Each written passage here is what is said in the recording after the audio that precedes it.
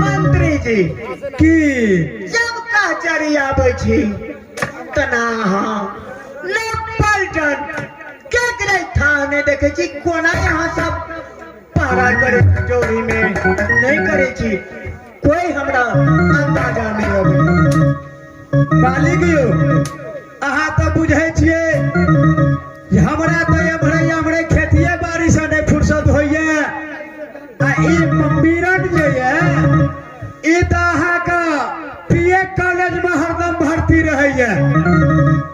अच्छा एक बेर ओकरा चाल पार के हम देखे छे मालिक नहीं यकीन है तो अहाँ अपने से देख लेबै ओकरा आबऽ दियो केना होइए। ए भाई साहब छिया रे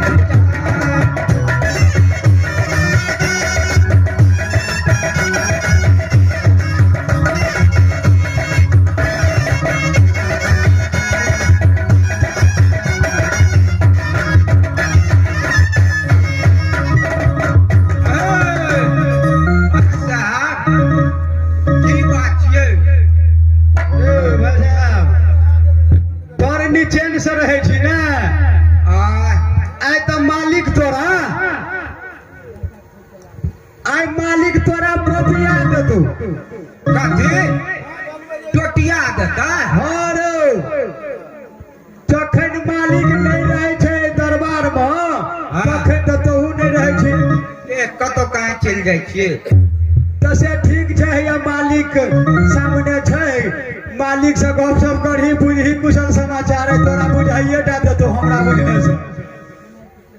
अरे मास्टर आई तो जरा खिसिया का खुशी लाल भ गेल छै।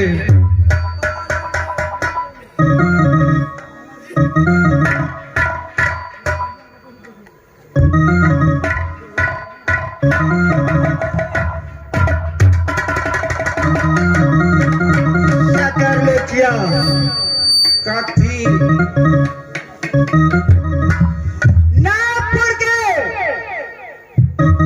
समाचार और कुशल कोना अछि जल्दी बता। बहुत बढ़िया बहुत अच्छा बहुत सुंदर होना चाहिए कोई चीज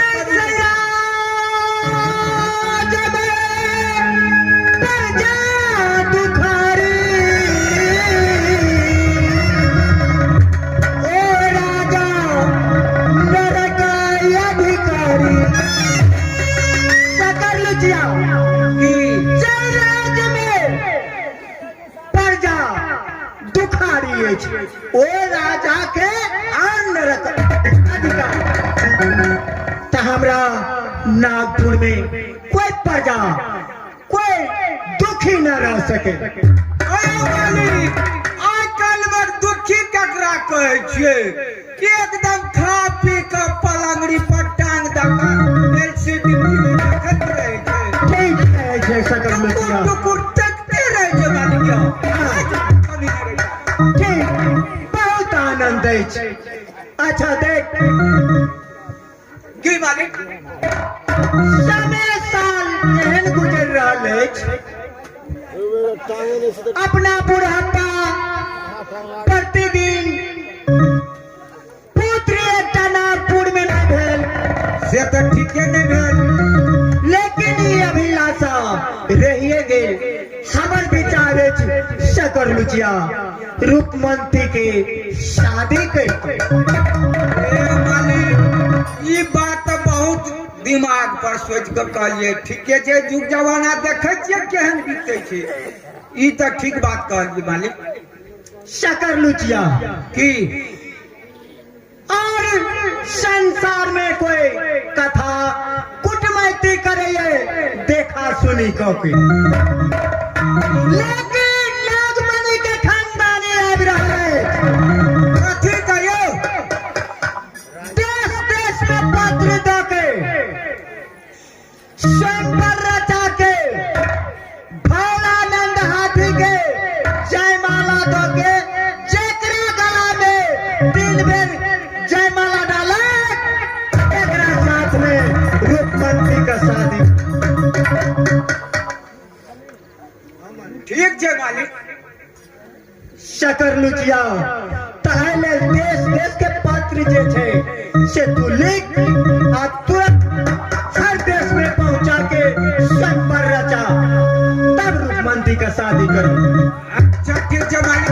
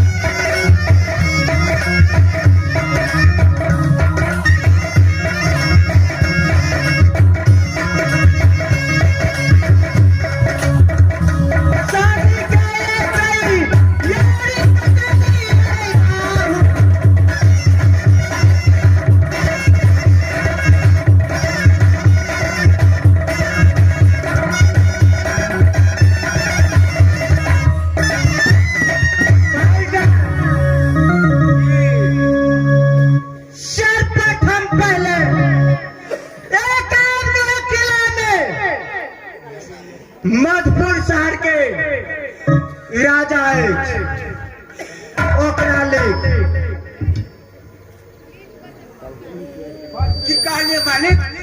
मधुपुर शहर। बधपुर बधपुर हाँ बधपुर यो। हाँ मधुपुर शहर। ओ गलता भ गेल मालिक।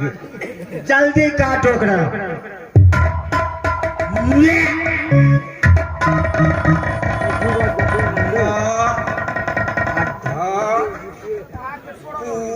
बहसुका लिख दिले मधुपुर।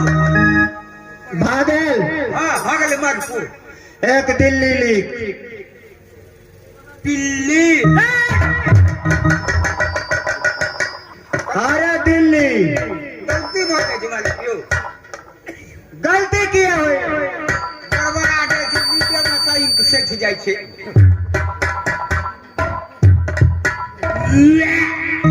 कर दिले मालिक।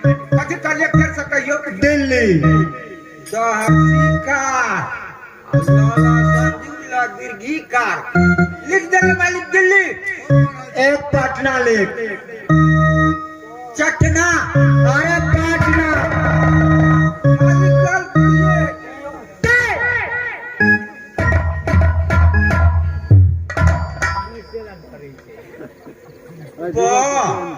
आटो अन्ना करना गले लो मालिक। एक पंजाब लिख। गंजाब। अरे पंजाब।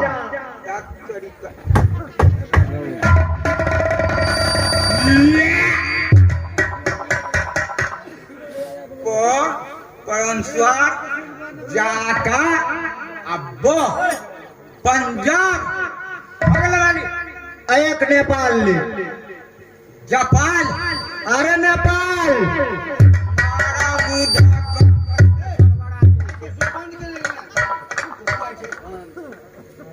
कथी करिए मालिक कहियो नेपाल नएकार अपाकार अल्लाह बगल वाली नेपाल हाँ जल्दी जे छे से तू सब किला में पत्र पहुंचा और स्वयंवर के तैयारी कर। ठीक है मालिक हम तुरंत टिकट कटा कर पैदले चल जाए छे बट खर्चा में कथी अरे नालायक टिकट कटा कर तू पाँव पैदल जाएगा। अरे मालिक आने बुझल टिकट कटा बगैर पेट्रोल का है या मोटरसाइकिल पर चढ़े अरे मोटरसाइकिल या मोटरसाइकिल अच्छा मालिक बट खर्चा लाम 250 ग्राम जेते ही में हर साल बात लेबे घुस के अच्छा ठीक है देख सकर लुचिया जी मालिक अब तू निकल हम महल जा रहल छी जाना अब हम तुरंत निकल गेलिए